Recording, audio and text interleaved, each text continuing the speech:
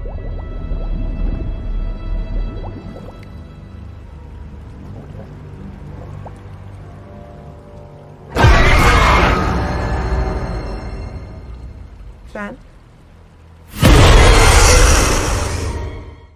Halo semuanya, kembali lagi bersama saya Kakak di channel Kakak Ratak tentunya.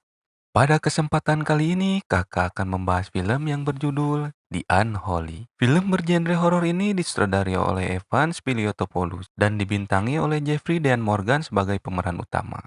Mungkin sudah tak asing lagi ya buat kalian sama si abang Jeffrey ini. Ia pernah membintangi film Rampage, The President, dan masih banyak lagi. Secara garis besar, film yang menceritakan iblis yang mengklaim dirinya sebagai Tuhan. Nah, lo gimana ceritanya? Penasaran? Namun, alangkah baiknya teman-teman like, share, and subscribe channel ini agar makin berkembang dan makin semangat tentunya. Oke, gak usah berlama-lama lagi, kita kupas filmnya. Gaskuy. Doing the devil's.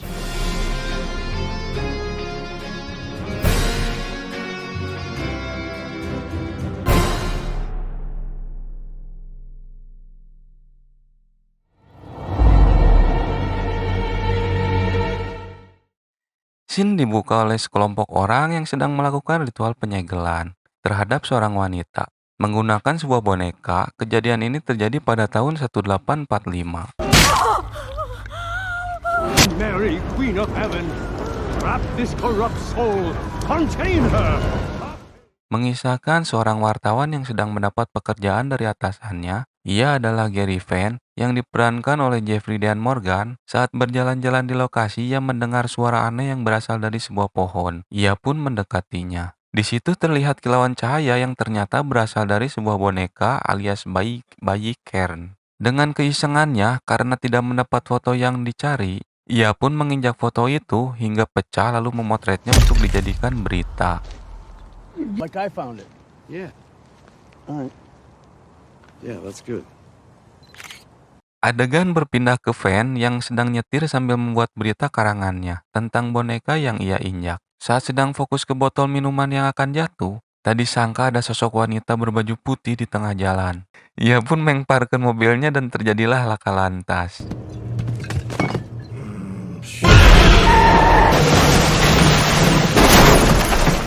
Sesaat setelah terjungkir, ia langsung mencari sosok tersebut dan mengikutinya. Namun tak disangka, ternyata sosok wanita itu sudah berada di sebuah pohon yang tadi. Van pun mendekatinya dan mendapati wanita itu sedang berbicara dengan pohon tersebut, yang kemudian wanita itu pingsan.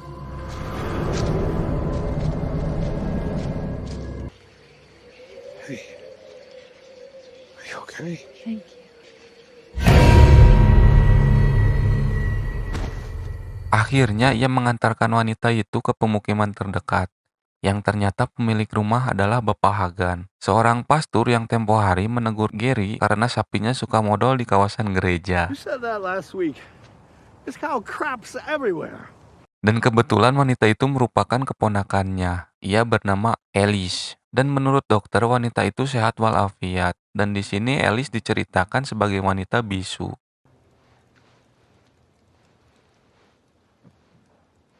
Saat Van sedang ngobrol dengan Natalie, ia mengatakan bahwa Alice bisa bicara saat ia menemukannya. Ia mengatakan bahwa Alice bisa bicara saat ia menemukannya. Namun Natalie tidak percaya padanya dan menganggap Van terlalu banyak minum. She was talking. Okay, what's your blood alcohol level? You are lucky that Alice is okay. Singkat cerita, Van nelpon atasannya karena gagal mendapat berita tentang sapi yang dimutilasi. Lalu ia menjual berita tentang gadis bisu yang tiba-tiba bisa bicara. Keseruan pun dimulai. Deaf mute girl here connected to the church. She spontaneously talked. Saat melaksanakan misa, tiba-tiba Alice seperti terhipnotis keluar dari gereja. Sontak yang lain pun mengikuti. Yang ia tuju ialah pohon keramat tempo hari. Dan tiba-tiba ia bisa berbicara. Lalu menyampaikan pesan dari perawan Maria untuk mereka semua. Yang isinya menyuruh mereka untuk datang lagi besok ke pohon tersebut. Message for all of us. She wants us to come again tomorrow. Saat malam, Van bermimpi tentang boneka yang ia hancurkan waktu itu. Sosok hantu misterius pun muncul dari dalam air, yang membuat ia terbangun dari tidurnya karena kekecelakaan air luput.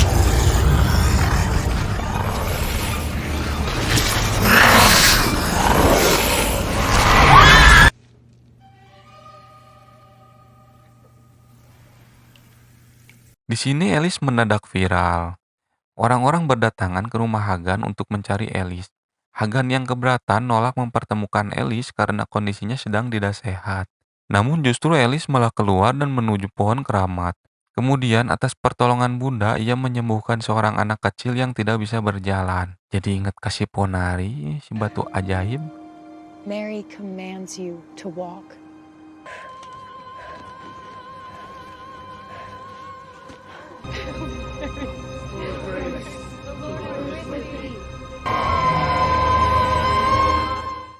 Singkat cerita, di sini Hagan yang mulai merasa aneh mendatangi pohon tersebut. Lalu ia menemukan sebuah boneka kutukan yang dihancurkan Van. Dan tiba-tiba muncul sosok setan yang waktu itu mendatangi Van di mimpinya.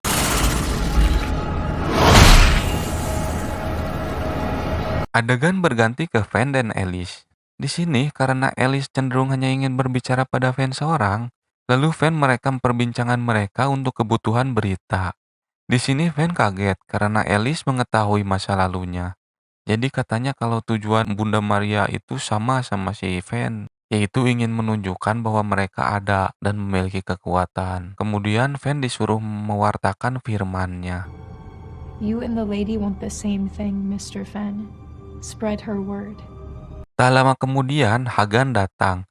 Menurutnya tidak baik untuk Alice jika harus dipublikasikan. Kemudian ia menjelaskan gadis yang pernah melihat perawan Maria di Lourdes, dunia memperlakukannya seperti orang aneh.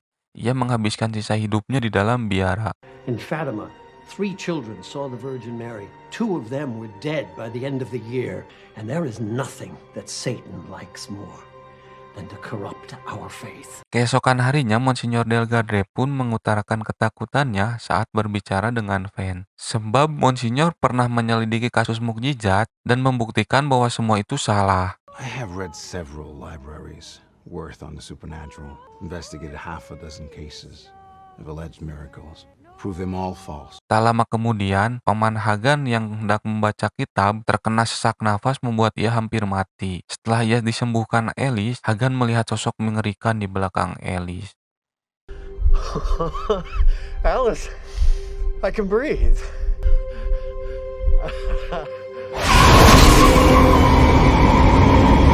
Di sini orang-orang menjadi sangat percaya kepada Alice. Kemudian, Bishop memutuskan tanah lapang tempat perawan Maria memunculkan diri sebagai tempat suci. Namun, sebagian orang ada yang tidak percaya dengan mukjizat tersebut.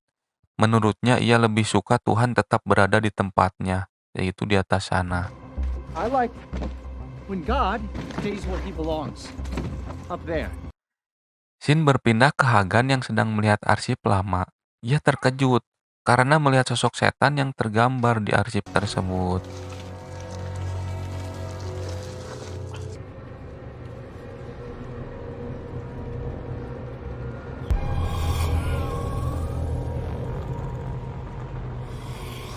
Di sini Natalie menjelaskan bahwa boneka yang Van injak itu merupakan mediator untuk menjaga roh jahat.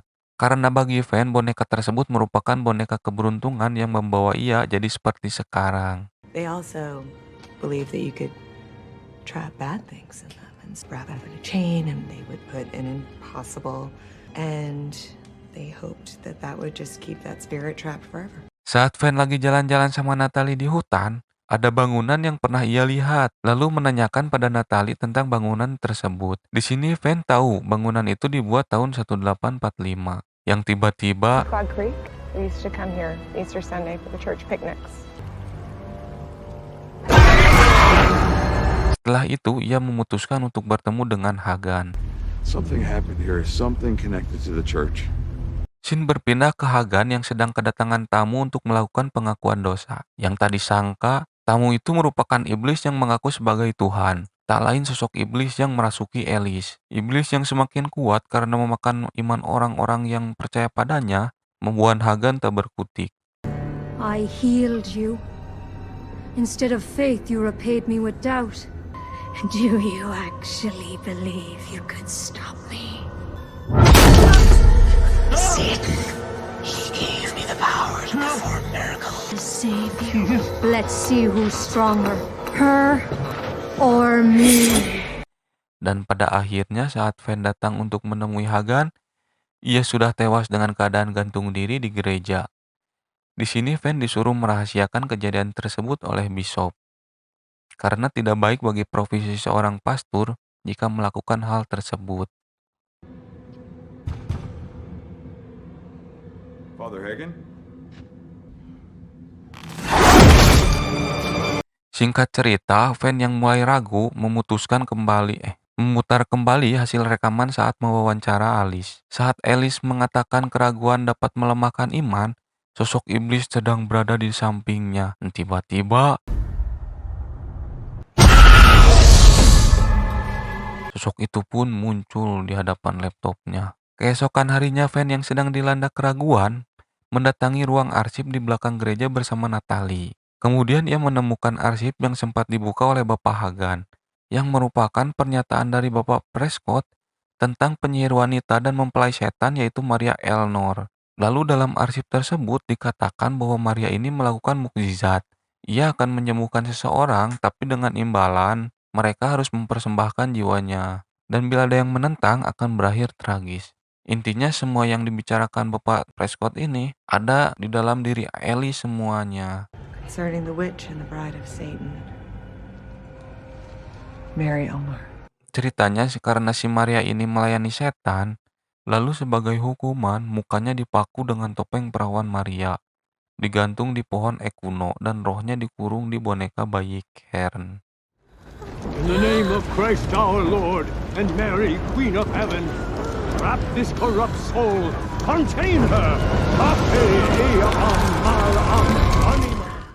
Dan yang makin mencengangkan, Bunda alias Maria Elnor sudah memerintahkan Alice untuk melakukan misa di pohon keramat yang sudah pasti ditayangkan live. Alice, it's time. Singkat cerita, Van menemukan fakta bahwa Alice merupakan anak dari Maria Elnor. Jadi sebelum ditangkap Bapak Prescott, Maria Elnor ini telah melahirkan Alice. Intinya Maria Elnor ini bakal hidup kembali dalam diri Alice. Alice is Mary's descendant, and Mary made a pact with the devil for eternal life and power. Saat Delgrade akan melakukan ritual penyegelan menggunakan bayi Kern, tadi sangka ilmunya mental, sebab si Maria Elnor ini sudah semakin kuat karena banyak orang yang percaya padanya. Delgrade pun akhirnya tewas mengenaskan. This ritual is our last hope. I will use the Kern baby, imprison her soul like they did in the past.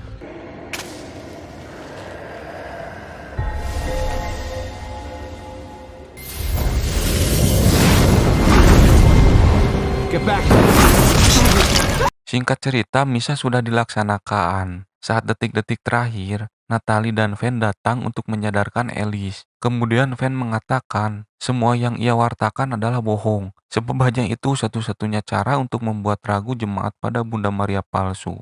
Sebuah keraguan itu akan berdampak pada kekuatan Maria Elnor. Ia akan jadi lemah. Dalam kebingungan, Alice pun mengiyakan pengakuan Van, membuat Maria Elnor murka, lalu menampakkan dirinya dan membunuh Bishop karena melawannya. Saat Maria Elnor akan menyerang Van, di situ Alice menolongnya. Yang tadi sangka saat menyentuh Alice, Maria Elnor pun lenyap.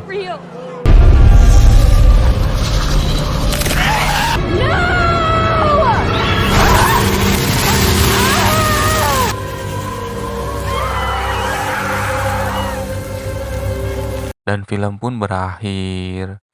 Jadi kesimpulan dalam film ini, jangan terlalu percaya dengan sesuatu yang instan, karena bisa saja itu merupakan perbuatan setan. Percayalah hanya pada Tuhan. Sekian dari saya, mohon maaf bila ada salah kata, dan sampai jumpa lagi di episode selanjutnya. Gaskui!